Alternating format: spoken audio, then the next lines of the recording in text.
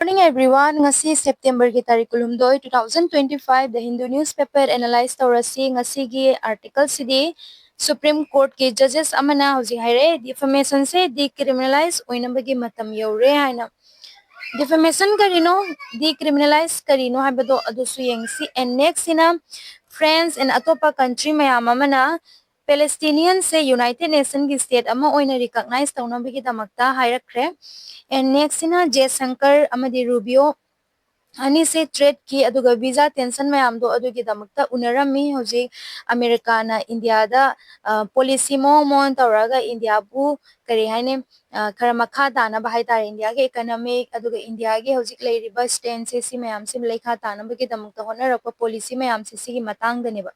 and ngasi gi aroi article se Dr. Singh yon important yam noi PIC doctor a case where the caregivers need care doctor su care darkar ta hebdo adugi matang dani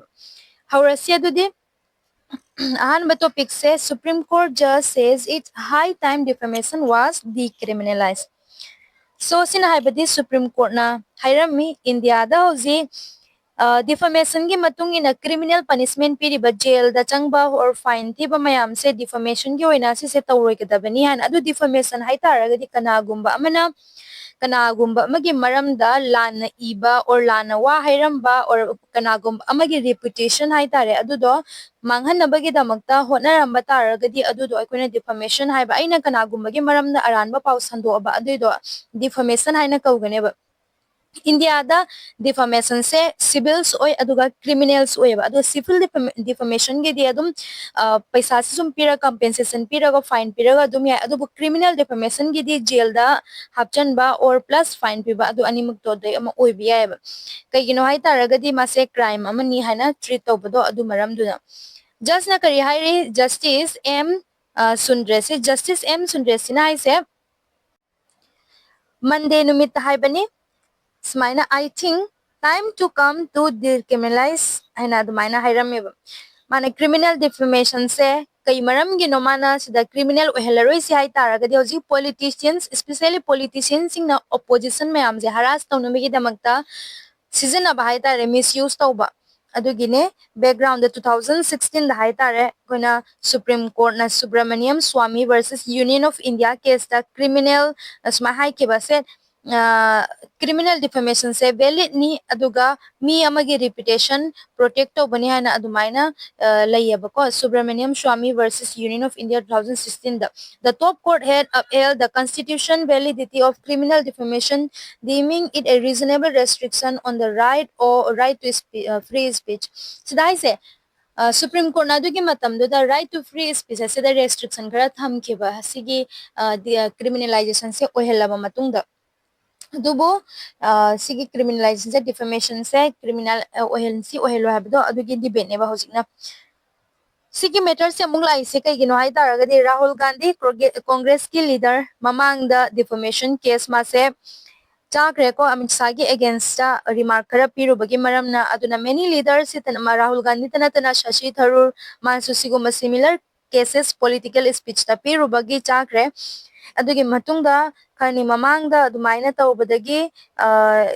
post su thamgram ne ba kanona court na siguma cases mayam se habidi opposition na adum lakani moina si defamation tawre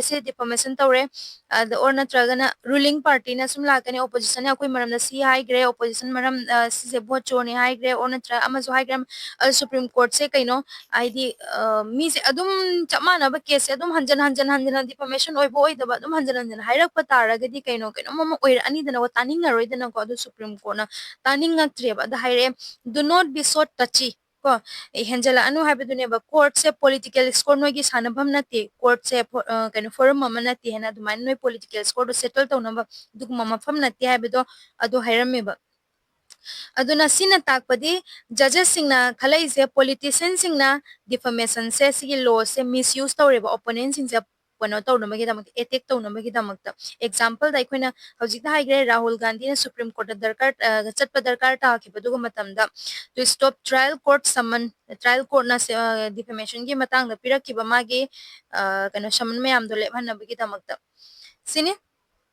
judges na hierarchy aduna hojik reconsider oiba matam yaure defamation se private person singna or amagi against chatna dana bagi damakta di crime on season dana bagi damakta civil issue and adum season na ba compensation gumba mi amagi reputation hadi compensation pi be or na traga na ma se kari gumba ta singna mak lalamba taraga di kaino to ba ma se sorry gumba apology gumba tawhanba public mamang da high revenue public mamang di apology gumba tawhanba adu faudi aba criminal cases tawraga sigumba macha masusugi kana deba so yamna harsh cases natraga di sini aduna hojik kari important to important oirino hojik decriminalize oibase hai taragadi number 1 da ikoi freedom of speech se protect to no bagi damakta si kariguma defamation se this criminalize adum oiba taragadi ke darakani akoi koina ngangi ba maya freedom of speech am ta leiroi ba freedom of speech se laita ke darni haidi akoi bu yengninga ba singna ke darakani speech akoi ke defamation tawre tawba tawdoba adumana dum lakpasu yaiba aduga politician singna sigi law se misuse tawdana ba aduga defamation se only compensation sida lakna bagi kano se defamation gi case se compensation da lakna ba jail chang dana ba ko tana ba haitare aduga court so hoji haidi magi cases me amma leiri court the lack of cases solve to the bay leiri ba ko aduna siguma cases sina amken overload oidina adu overload to oidina bagi damakta adumaina hairame kano judges sina sini next or next na France and other countries prepare to recognize a Palestinian state of union United Nation. So France and atopa country recognize to namagi honare kano bu United Nation gi member mo henna ba haitare habidi United Nations General Assembly New York ta hoji tawri atopa countries mayam ama France ngarang na hansu kano na atopa country Britain Canada si mayam ama na officially kano se Palestinian state se recognize tawgreba adumaina hoji atopa country khara so dum yawre eba ko recognize independent state ama oina recognize to nabegi damakta sine over 140 world gi leader mayam ama hoji ki mafam sida laktuine adugi matungda sigi main focus si hauji kari oiduno Palestine ga Israel ga conflict se handa ki United Nations General Assembly sigi main focus oiduine ba aduna country like France Britain Canada Australia Portugal si mayam sina India sorry Palestine bu support to Palestinian state ama oina bagi damakta hauji kai gi oirino hai taraga di India kana Israel se hauji sina heavy attack mayam ama Gaza da tawri aduga thousands of 60-70,000 adumaina mi mayam ama susigre hatpigre aduga area mayam ama adumaina kano gi Gaza gi and aduga Palestine gi area mayam ama moina capture tawdana thamgreba dudunaneba aduna leader sing sina hai se France ki president especially France president Emmanuel Macron hairami Palestinian singi country ama mogi masagi laifam to haina aduga atopa kano na warn the world should not push Palestinian towards Hamas haidi Hamas ki mingda haidi Hamas ni na haibaze tokpiro haina adumaina hairame ko Palestinian kuding mag Hamas na ti habdo man adumaina hairami aduga amaso hairami Hamas na during October 7 2023 gi attack ta to giba mayam Israel gi mi mayam phagibado adusu release tawnabagi damakta mana hairamiba sta Israel gi reaction kaino Israel na yaninggadra yaningo Israel ge foreign minister na hairami sigi Palestinian singbu noina recognize tawrise sigi mafam sida peace laktuinate mafam se amukena di kano gi stable oigadra oiraroi hana adumaina haire adubo Palestine ge president Mahmoud Abbas se mase kano mase president ni hoji Palestine ge mase bu United Nation ge meeting sida yahondeba kanana yahondabano United States of America na yahondabane mangonda visa pidib lakpa yaroi hana magi visa do cancel to tokre deny to tokre adunani and aduna controversy se amukena lae habidi United States state ki decision che si busu mayam amana criticize tawrameba adubu kano se president Mahmoud Abbas adum yawbudi yawe United Nation ga kano gi to video gi through the video link ta haitare kano gi sigi tanabasi yawrameba sisi hauji important yam oi Palestinian hauji international recognition se phangba pami kaigino hai taragadi tongana independent country ama oina Israel ge makhada leitana bugi damakta and Israel na sigi pot se yaram de sina peace se oheloi haina western countries singna hoji tapna mamang da di Israel ge support oiramani hoji tapna dum Palestine ge support la e aduna Israel se mumkin hoji sawba hawreba ꯑꯗꯨꯗꯨꯅꯅꯦ ꯅꯍꯥꯟ ꯀꯇꯥꯔꯣꯝꯗ ꯀꯃꯥꯏꯅ ꯀꯩꯅꯣ ꯇꯧꯔꯤꯕ bomb ꯊꯥꯗꯔꯤꯕ ꯈꯣꯠꯇꯔꯤꯕ ꯃꯌꯥꯝꯗꯣ ꯑꯗꯨꯗꯒꯤꯅꯦ ꯑꯃꯨꯛ ꯍꯦꯟꯅꯁꯨ western ꯀꯟꯇ꯭ꯔꯤꯁꯤꯡꯁꯦ ꯑꯃꯨꯛ ꯌꯥꯔꯛꯏꯕ ꯃꯌꯥꯝꯁꯦ ꯑꯦꯟ ꯌꯨꯅꯥꯏꯇꯦꯗ ꯅꯦꯁꯟ ꯁꯤꯁꯨ ꯀꯩꯔꯦ ꯐꯤꯂꯤꯁꯇꯤꯅꯤꯌꯟꯒꯤ ꯏꯁꯨꯁꯦ ꯍꯧꯖꯤꯛ ꯌꯥꯝ ꯀꯟꯅ ꯑꯆꯧꯕ ꯇꯣꯄꯤꯛ ꯑꯃ ꯑꯣꯏꯅ ꯁꯤꯒꯤ ꯆꯍꯤꯁꯤꯒꯤ ꯅꯦꯁꯅꯦꯜ ꯀꯩꯅꯣꯒꯤ ꯑꯦꯁꯦꯝꯕ꯭ꯂꯤꯁꯤꯗ ꯋꯥꯔꯤ ꯁꯥꯟꯅꯒꯅꯤ ꯍꯥꯏꯅ ꯑꯗꯨꯃꯥꯏꯅ ꯍꯥꯏꯈ꯭ꯔꯦꯕ ꯖꯦꯅꯔꯦꯜ ꯑꯦꯁꯦꯝꯕ꯭ꯂꯤꯗ ꯁꯤꯅꯤ ꯅꯦꯛꯁ ꯇꯧꯔꯁꯤ ꯅꯦꯛꯁꯁꯤꯅ ꯖयशंकर amadi Rubio amid trade visa tension sigi matang da wari shanarami so India gi external affairs minister S Jaishankar mase laser eyes hire su khangna bane mayamna haidi gani nokpoi kari boy and laser eyes ma di amna kano sharp point answer khumbagi ne ba US ki secretary of state Marco Rubio se siga phangnarame wari sanarame during United Nations General Assembly da trade and visa gi issue hojik leiri base asise discuss tawnabagi damakta external affairs minister se leire aduga United States ki secretary of state Marco Rubio sisu leire bako mande numita unabagi ne meeting sida kari kari matang do wari sanarami US na hojik aikogi India gi H1B hariba sigi visa se anauba mi changakpa kanda thabak tawnabagi damakta sigi 1 lakh fees se 1 lakh dollar ni ko man India gi rupees keno sinatre dollar da pi dumain pi darkar ta ni India da har ga 88 lakh dumain mi ama thabak tawge hai tar dumain pi darkar ta ne ba aduna sigi kamaina tawraga discuss tawrami dispute se kamaina tawra solve ko tawgani haibado he Trump ji ka badagi India ji da tawriba mayam se cases mayam se sigi tongana adum ai video samjara ke kari kari policy Trump na India ge against the tawrakre haibado sine asigi matang wari shanarami ado next orasi nextina PIC doctor a case where the caregivers need care primary health center are the backbone of the India ki public health care system se sigi backbone ni hai tare primary health center se haidi tonga khoi rural area do isunu urban area do isuni especially rural area gi oina ti yam important oba kana mafam amane ba primary health center se sida doctor ami gi example pirai sina especially ngasai gi doctor me amama laijaba nati ba sida di doctor se ama ani katang laiduni doctor A Chandiran haina magi example piraga doctor singsigi awaba se sida ulamme ba problem si kaino haiba mathamda sida doctor mayam ama kaino gi overwork tawba hai tare aduna overwork tawba taragadi rest darkar tai aduga masana masagi support chu magi support chu leba darkar tai ba adubu kaino overwork tawi support na ilai laita ba hai tare aduna large area oiba aduga limited resources oiba si mayam sigi su issue mayam face tawi ba aduna stress su mayam layeba rural area dane doctor amana mi lising kundagi na kunthra phawa yengdoine ba aduga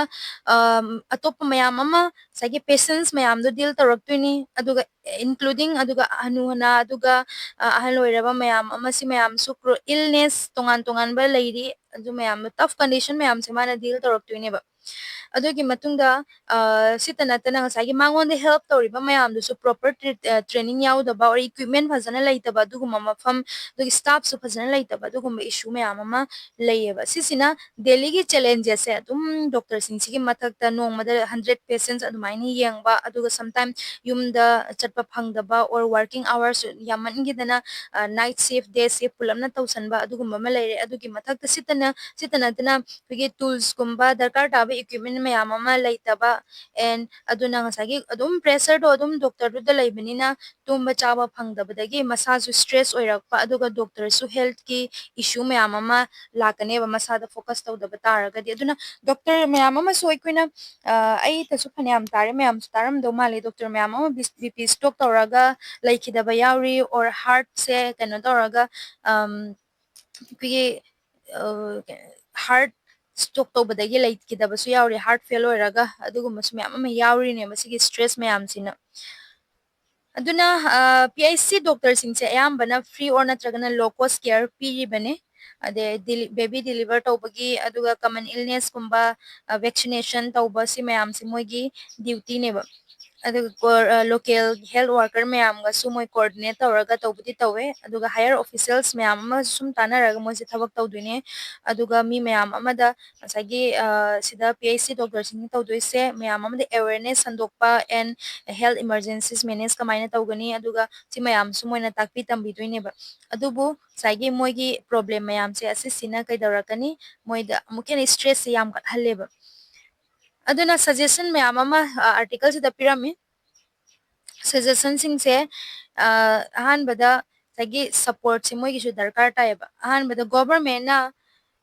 staff se phajana provide to ba training phajana pb based lack of training staff to di mana oina tak tana ko tana lai bodo matam dum yam mangi tana ko aduna training staff phajana pb ba do especially equipment sing se yam phajana haidi